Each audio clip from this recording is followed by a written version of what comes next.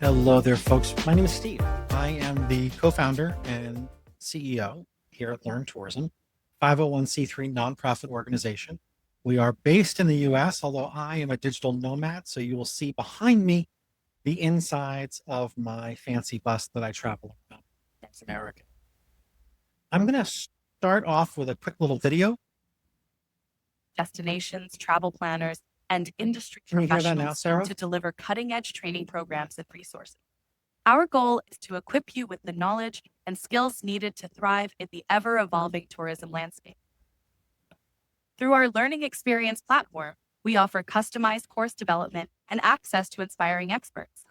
These tailored solutions are designed to enhance professional growth and make a significant impact in the global industry.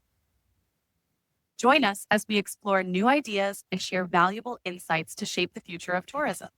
Together, we can create a dynamic and engaging environment that fosters innovation and collaboration throughout the tourism sector.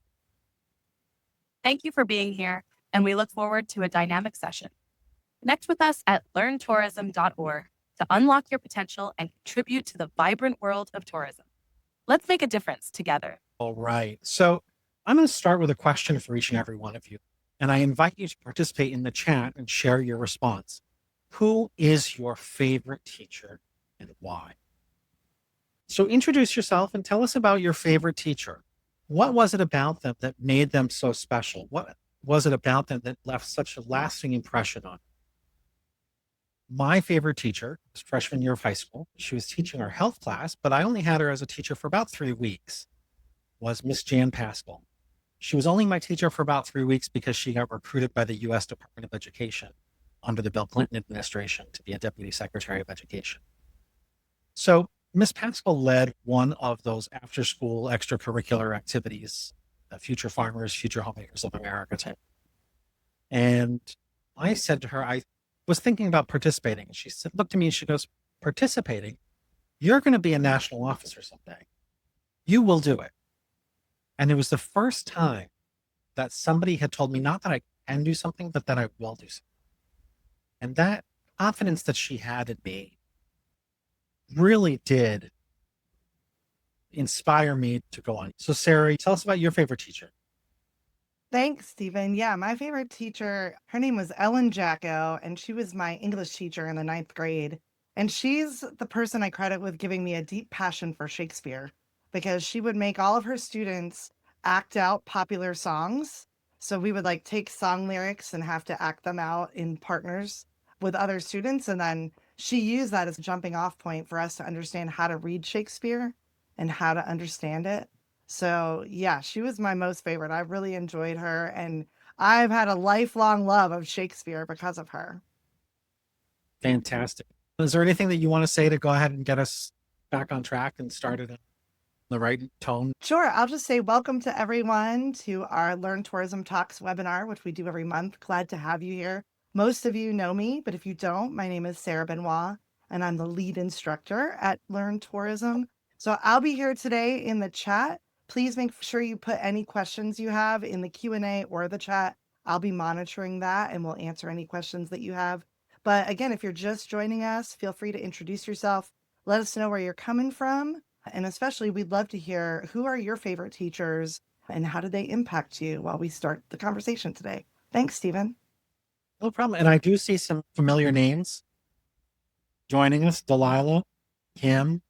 Let's see, we've got Deanna, Banff Lake Louise. Bruce looks like he's joining us from Kansas. So this is a pretty nice, diverse group. Are mighty in our width, if not in our numbers. Oxford, Ohio. Hey, how are you, Kim? As I mentioned, my favorite teacher was Miss Pascal. You can do this. Not you can do this, you will do this, and you will be great. So now we're going to talk a little bit about what is learning culture.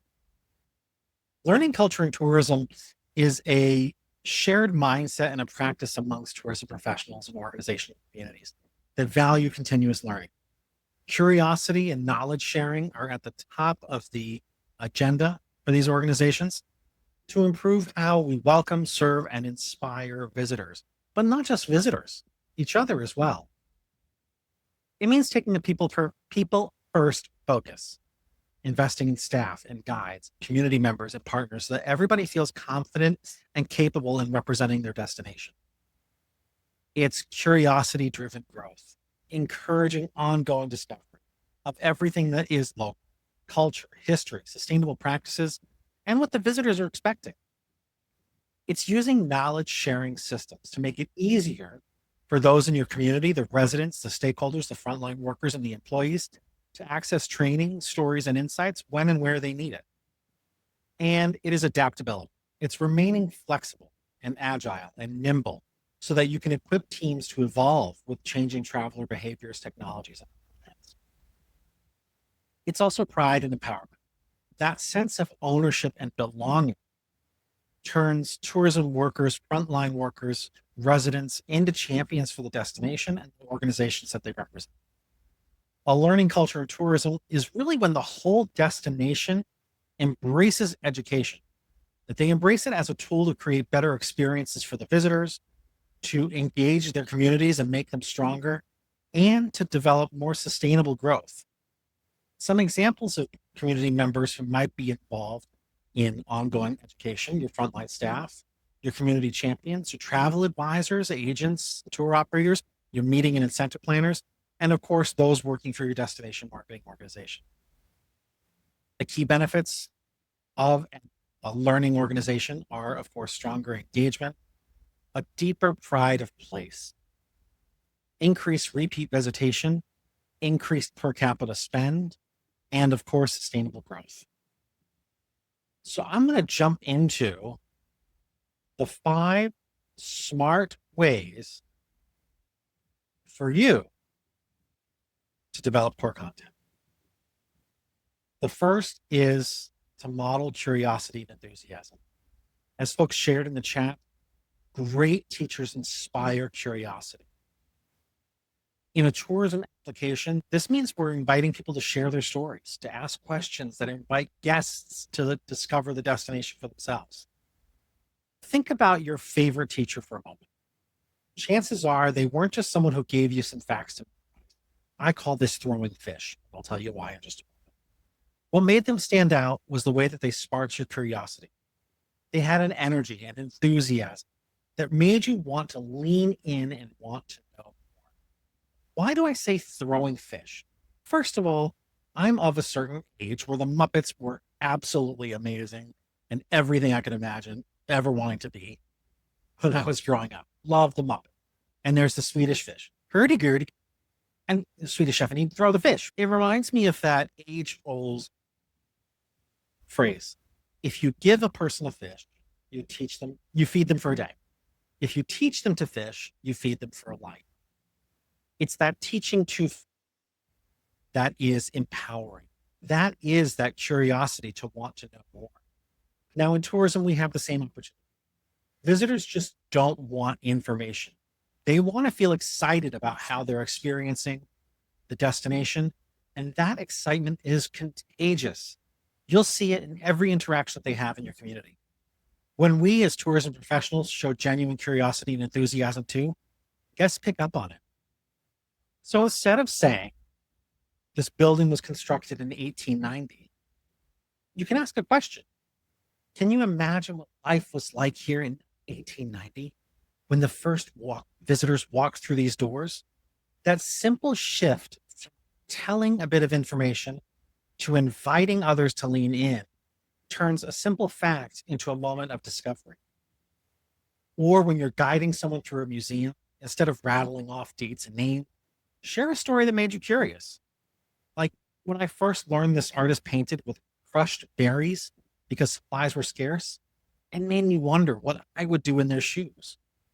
That little moment of wonder encourages your audience to start asking their own questions. And here's the real key. You don't have to have all the answers. Sometimes modeling curiosity means being willing to explore alongside your audience. Instead of saying, I don't know, say, that's a great question. Let's find out together. It shows that learning is part of your ongoing journey and not just a script. It shows that you're interested in the destination and you're interested in the things that the visitor's interested in. It builds camaraderie. It builds community. So the takeaway for modeling curiosity and enthusiasm is if you want to inspire your audience, don't just deliver information. Share what excites you. Ask questions that spark the imagination and let your own curiosity lead the way. When you light that spark, your visitors are far more likely to carry it with them long after they leave. Now we're going to skip into number 2 of our 5 things that our favorite teachers taught us is to simplify without dumbing down. Teachers make complex ideas more approachable. In a tourism application, this means they translate history, culture, and sustainability into bite-sized, memorable messages. So, what does it mean when I say simplify without dumbing down? Great teachers have the ability to make complex ideas approachable. They don't just water it down to the point of losing meaning, but they break up complex concepts into bite-sized pieces that are easy to remember and to apply. Now, in tourism, this is a really powerful lesson for us. Visitors often encounter destinations. They learn about history very first time. If we overwhelm them with too much detail, they may tune out. But if we simplify without dumbing down, we can give them an entry point to the story that opens their eyes and opens their imagination. So I was recently on an architectural tour. I felt like I was being lectured at about the architectural style. What I really wanted to hear from that guide is something like, this building's like a time capsule. Every detail tells us what life was valued in the 1800s. That simple phrase, time capsule, makes the whole concept of this architectural style relatable without stripping away the depth of the conversation. Or think about sustainability, right? Science behind conservation, really complicated. There could be a lot of mixed messaging out there, but you can explain it with a very simple analogy. Imagine our destination as a guest house.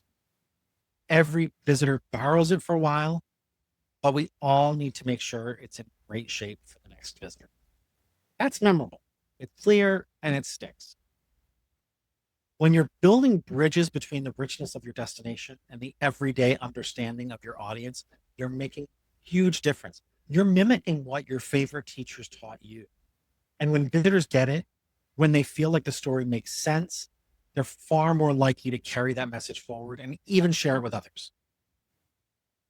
So the next time you're tempted to recite a long list of facts, pause, please, and ask yourself, what's the simplest, most powerful way to say this without losing its meaning? Because clarity creates connection. And that connection, that personal connection, that emotional connection is what makes a story unforgettable. Something else that we learned from our favorite teachers, make it interactive. Our favorite teachers don't just lecture, they actually engage us in the conversation. In tourism, this means encouraging guests, partners, and residents to contribute their own stories, their own activities, their own perspectives to the conversation. Again, the chat is open. If folks have questions, feel free to chime in on the chat. Now, when we talk about making it interactive, think back again to your favorite teacher. Chances are they didn't just stand at the front of the room and lecture all day. They asked questions, right? They invited participation. Maybe they even got you out of your seat to participate in the communication, in the story. That's what made their lessons stick. They made you part of the experience. Now, tourism works in much the same way. If we only deliver information one way, we're going to risk losing attention. We know that people learn in multiple different styles. So by delivering it in only one style, you're zoning out everybody else in the audience. But when we create opportunities for visitors and partners and residents to join in the conversation, we turn ordinary encounters into shared stories. So here's an example. Instead of saying, this is the oldest tree in the park, ask, what do you think this tree has seen in its lifetime? That simple question invites imagination, curiosity, and connection. If you happen to be guiding people through a food market, now if it's me, you're going to have to be patient because I'm going to stop at every stall. Let people smell the spices. Let folks taste samples. Even share what reminds them of home. Suddenly, it's not your story that you're telling to somebody, it's their story too. The same principle works when engaging partners in community. So, for example, if you're training hotel staff about local attractions, rather than telling them what's nearby, ask, what's your favorite spot to recommend to visitors? Or what's your favorite activity to do with your family on the weekend? That kind of interaction not only makes the training more engaging, but it validates the individual's own experiences. So, the bottom line here in making it interactive is that great teachers don't just talk to people. We are not throwing fish. We are creating space for dialogue, for participation, for ownership, for fishing, for casting your own line. And in tourism, when we invite people to play an active role in the story, they're far more likely to value it, to share it with others, and to generate content that inspires more and more visitors to your community. The third thing that we learned from our favorite teachers is to connect content to real life. Sarah pointed this out with Shakespeare. Many of Shakespeare's stories are just as relatable today as they were hundreds of years ago. Because we understand this because our teachers linked lessons to everyday relevance. In a tourism context, this means that you can tie facts about your destination to what visitors will see, will taste, will feel, and will experience. We're connecting content to real life. One of the best qualities of a teacher is their ability to connect the lesson to everyday life. Maybe it's the math teacher who explained fractions using pizza slices, pie slices, or the history teacher who showed us how past events shape the towns that we live in today. By making lessons relevant, you're making them stick. I'm going to reiterate what Sarah just said. If you join, you can post questions in the chat or the Q&A. If you have any specific questions or challenges you'd like us to discuss, please let us know. In tourism, the same principles of connecting content to real life apply. Visitors don't want just facts. Nobody wants to be lectured at. They want to know how those facts connect their experiences to the people, places, and things that they're visiting. When you tie information to something that people can see or taste or feel, it transforms knowledge into. So instead of saying, this vineyard was founded in 1925, look at it this way. The next sip of wine you taste comes from vines that have been growing here for nearly a century. Imagine the generations who've cared for them. Now that fact has context and a bit of flavor. And you're also inviting them for the next participatory act. If we take a look at cultural history, you can explain an old tradition not just as something from the past, but as something that's still alive today. So the music you'll hear tonight at the festival traces back hundreds of years. But listen closely today. You'll notice it still gets everyone dancing, just like it did. The goal here is to bridge the gap between information and personal experience. When visitors realize this isn't just a story, it's something I can taste, hear, touch, or be part of, the destination becomes more meaningful. So a takeaway on connecting content to real life is don't just stop at the facts.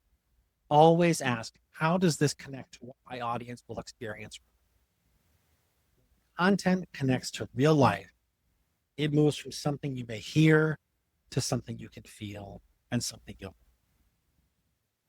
show care and authenticity. We remember the teachers who cared most about us. We remember the teachers who shared their most genuine selves with us in the classroom. Students remember teachers who care.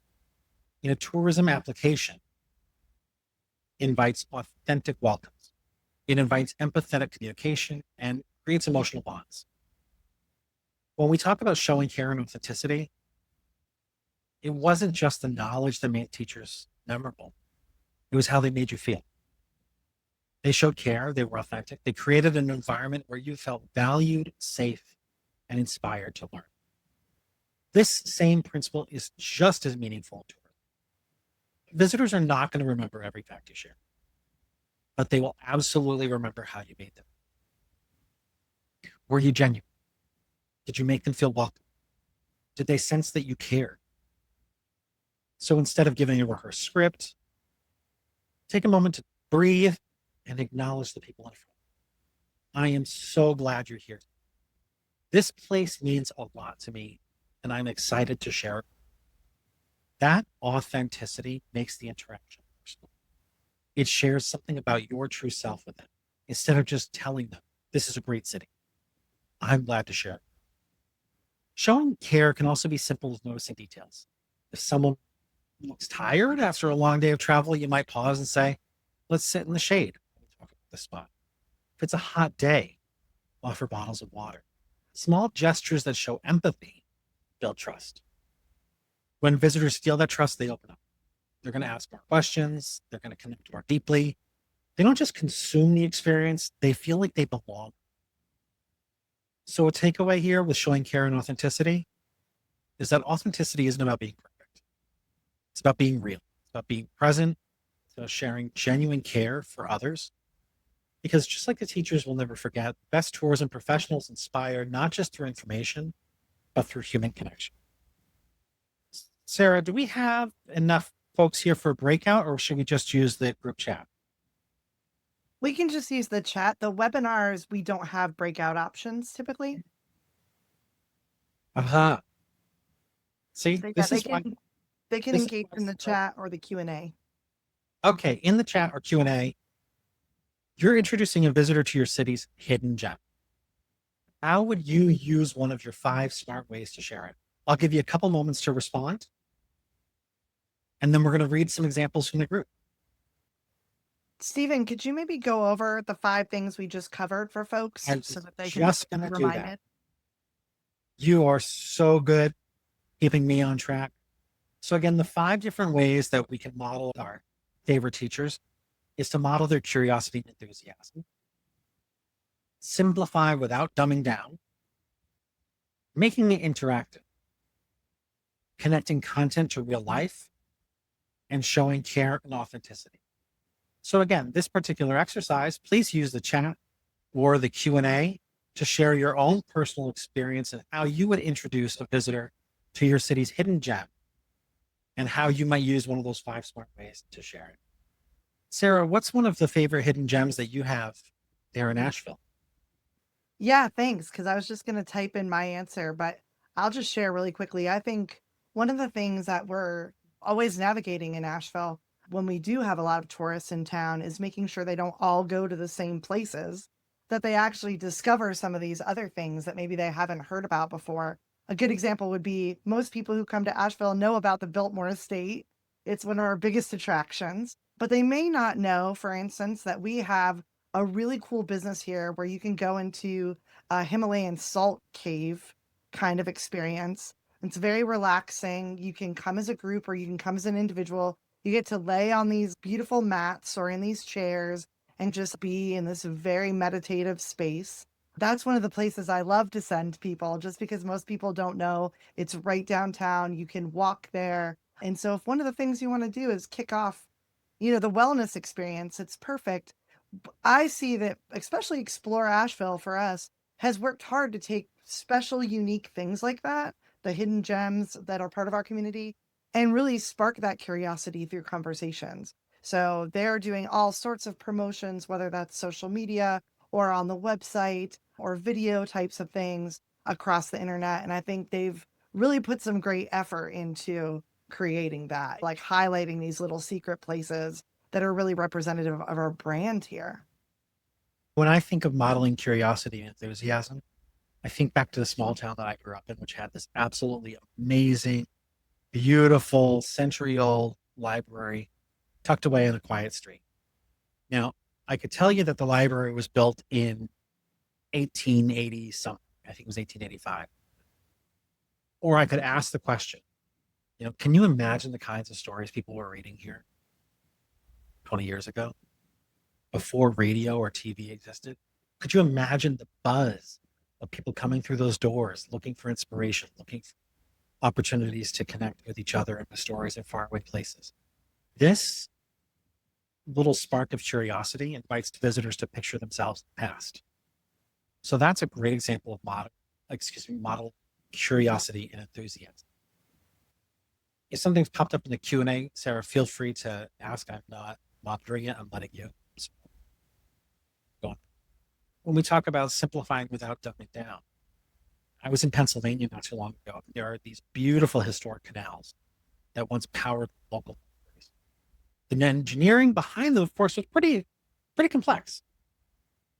But the guide explained it to us really simply by saying this canal was the community's power cord, like plugging in a phone charger. Factories are plugged into the water to keep things running. Suddenly, it's easier for us to understand and easier for me to. We talk about showing care and authenticity. There may be a family owned bakery that's been around for generations. There is, I'm probably going to visit. What you might say is, this isn't just a place to grab bread.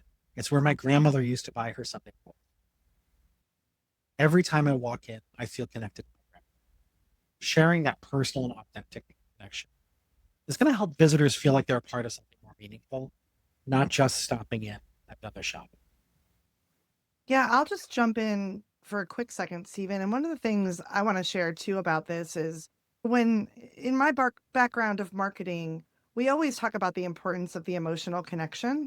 And I think one of the things that gets left out of educational experiences, whether it's how you're teaching your potential visitors to engage with your community through your marketing, or whether it's training your staff in house about different things, or it's training your frontline workers, any educational situation, there has been a long tendency, I think, in our culture to avoid that emotional part of it and to focus very much on the academics or the facts or the utilitarian nature of the knowledge. But the truth is, when we talk about people actually gaining a skill or really walking away with a new piece of wisdom, I think it's the emotional connection that actually triggers your memory and allows you to walk away with something that sticks, right? So I'm always thinking about stickiness. How do we make everything we do sticky? And I think the key thing is to remember that even when you're educating people, that emotional connection that you build, that's what a lot of these practices are focused on tapping into, is how do we make somebody really connect to what we're saying and not only learn how to do it or learn about it, but then walk away feeling confident a week later or walking away a month later. They still feel connected to that story and it's helping them apply what they learned.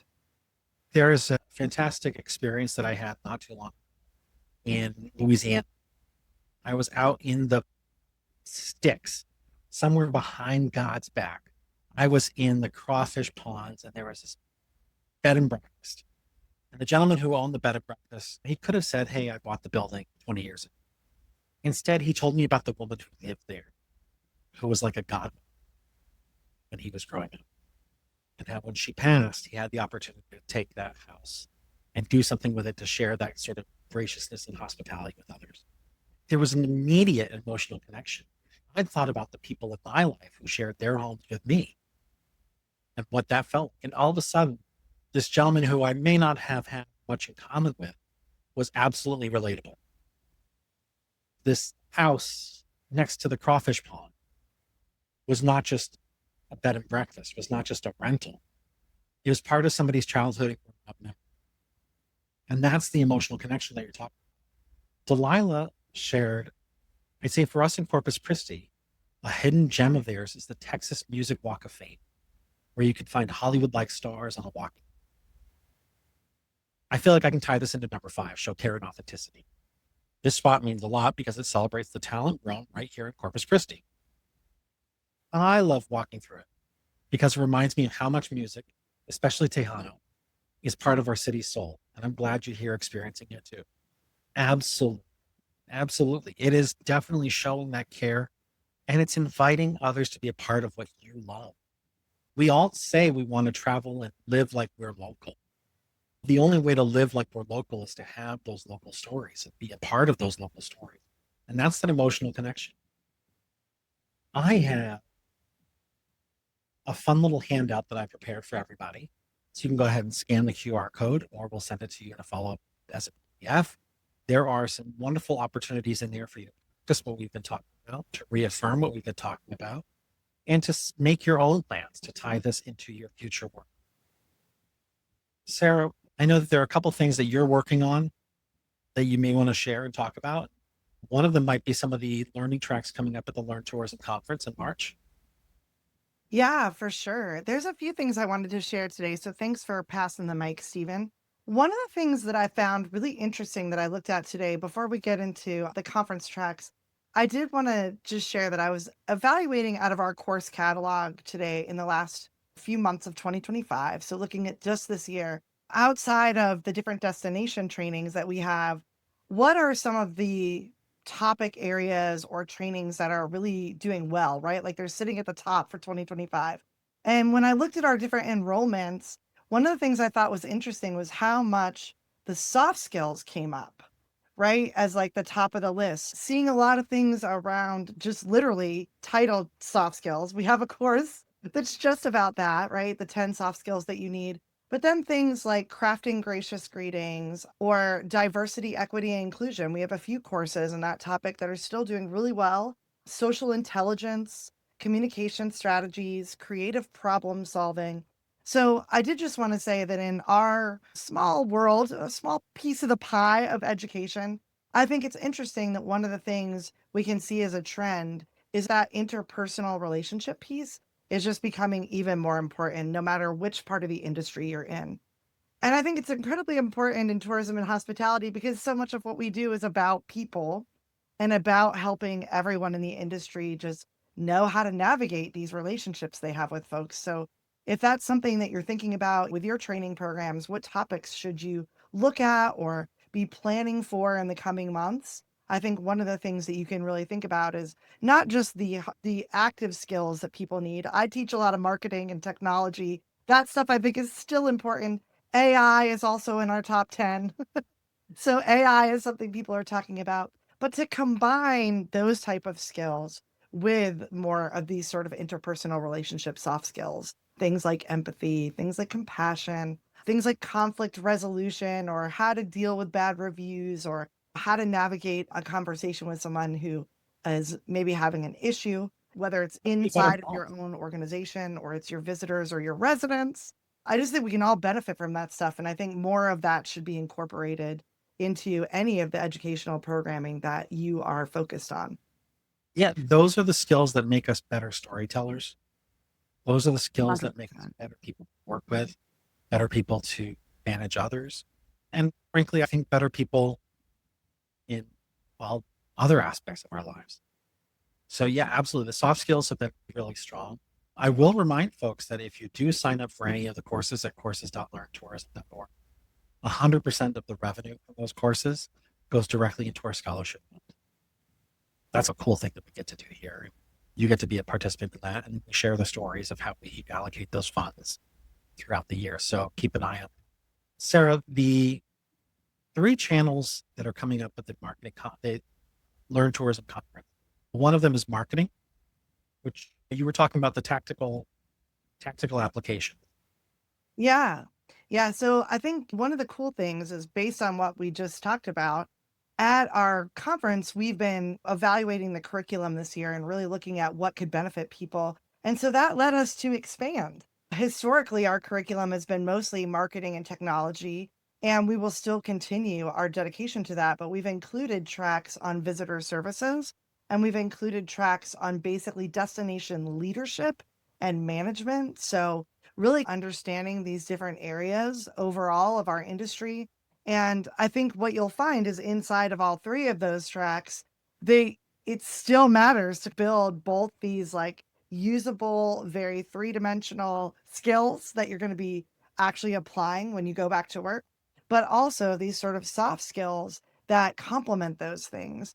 And what I think is interesting is we're expanding not just to talk about, let's say, SEO or social media or digital advertising or how to manage your website, all of those different types of topics, but even looking at things related to that. Like, I think it's very important when you're doing your own marketing and promotions that you also have a plan to take care of yourself, right? When you're exposed to the internet 8 hours a day, let me just tell you, there's some other things you need to do to keep your creativity going or to make sure you're managing any level of stress in a way that is positive, because it is possible sometimes for just that technology drain to affect how you're feeling during the day. And so even looking at soft skills like that are more internal, right? They're more about how your team functions, how productive they are, how creative they are, how much they love their job is impacted by all those things. I think whether you're talking to the public or you're talking just to your own team, really looking at how you combine those things is going to be really valuable. Whether it's, like I said, teaching people some real usable skills that are technical or some skills that will help them advance in their career, all the way to really just helping them. How do you communicate with your own colleagues? How do you talk to them about things that aren't working for you? Or how do you bring up a hard subject? All of those things have an internal and external value, which I think are really important when we're looking at training programs, which happen in both of those places. One of the learning tracks that I'm particularly excited about is the community and partner engagement. And a big part of that is teaching you how to be teachers within your community, teaching people how to value and appreciate, represent your communities and your destinations as well as you do, and how you can use these tactics that we talked about today, these 5 different items, to be your best teacher, to be your favorite teacher, to be their favorite teacher. And that's a huge benefit. I'm going to share a couple slides with some other opportunities for those of you who are interested to collaborate with Learn Tourism. We have live and in-person training. We had some built curriculum. We have learning management tech. And of course, we have the Learn Tourism Conference, which we'd love to see you all at. Sarah, do you have anything that you want to say to wrap up? Do we have any questions that have come in from our lively participants today? Yeah, I don't see any questions right now, but I do have a few final thoughts that I want to share with folks around just again some of the trends and things that are out there that I think are really valuable if you're planning any type of educational experience. I'd love to hear from folks. Are you planning something? Do you have a summit coming up? Are you already running online courses in some way? Are you doing team training with your own teams? I'm curious to know what it is that you have prioritized as far as your learning goes. But I wanted to share just a little bit about where we're at in 2025 and what's going on. The first thing I think is really important for people to remember, because I've built a lot of programs over the years, is that there's a lot of different learning styles. There are visual learners, there are auditory learners, there are people who want to read and write, there are kinesthetic learners who are going to do better when they're hands on doing something.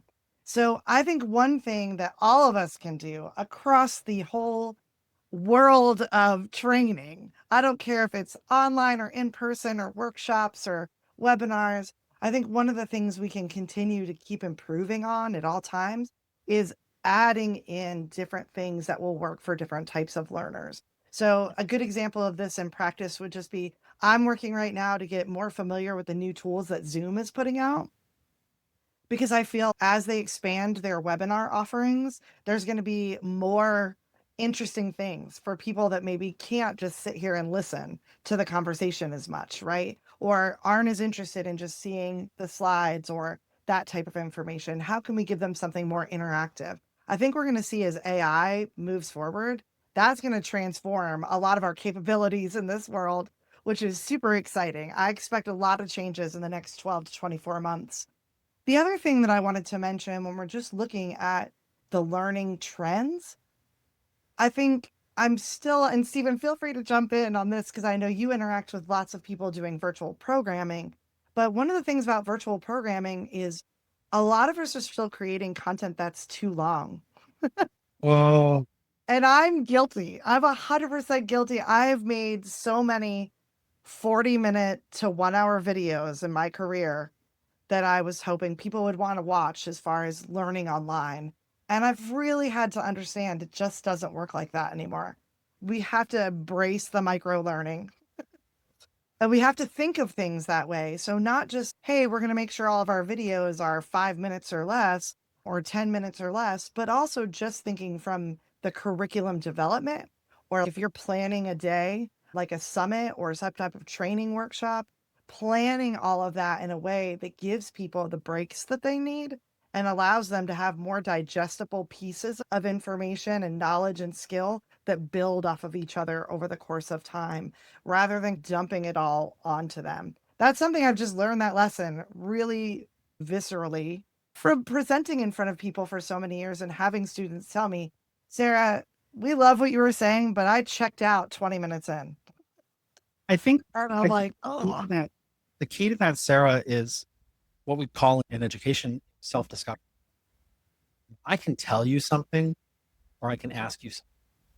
And if I can ask you something and you can think about it, you cultivate your experiences and your knowledge and your understanding of a topic to come up with the answer, you have allowed somebody to learn on their own terms. And that's teaching by asking more questions. And I think that makes us better marketers too, is to ask more questions. Asking questions instead of telling facts. This library was built in 1908. Or could you imagine what it was like here without television or radio? So as we wrap it up, I'm going to invite each and every one of you to participate in the Learn Tourism Conference coming up in March in Richmond, Virginia. Registration is open. Sponsorship opportunities are available for those that might be interested.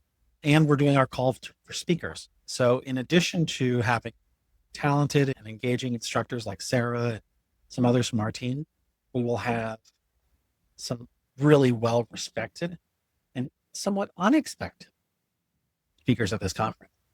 Some folks that you're probably not going to see at other tourism conferences because our focus is purely on the educational value. So with that, I'm going to wrap myself up and I'm going to shut myself up. Sarah, I'll let you close us out. And thank you all for participating. I appreciate this. This has been wonderful. Scan the QR code, share your feedback, and I will see you around. Sarah, the floor is yours. awesome. Thanks so much, Stephen. And I really appreciate you coming today to share some of the insights about this. Like I said, I think you and I are personally dedicated to making learning fun and awesome and effective. And so it's really important to me that no matter how you're implementing training, that you really consider some of these tips that we've given you today so that when you present your training programs to people, they get excited, they participate, they engage, they actually learn, then they go out and use that knowledge and apply it. So I think it's just something that we want everyone to continue to think about. The one thing I'll tell everybody is next month for our next Learn Tourism Talks webinar, we're going to have an amazing AI panel in the spirit of technology learning. So I hope that you will put October 15th from 12:10 to 1 p.m. on your calendar. You'll be getting some information about that on Friday when I send you the recording and the slide deck for today's webinar. But if you are interested in hearing from a small group of AI experts in the space who are from all over the world, they are going to come and share their knowledge and wisdom with us, which I'm super excited about because that world is moving quick. And to keep up with it, we really need to have as much kind of input from the world around us as we can. But as usual, I appreciate everyone being here. Thanks so much for joining us. And like I said, I hope we'll see you in October 15th next month, or maybe we will see you in March in Richmond, Virginia. But thanks for attending our Learn Tourism Talks webinar, and we'll see you again soon. Have a great day, everyone.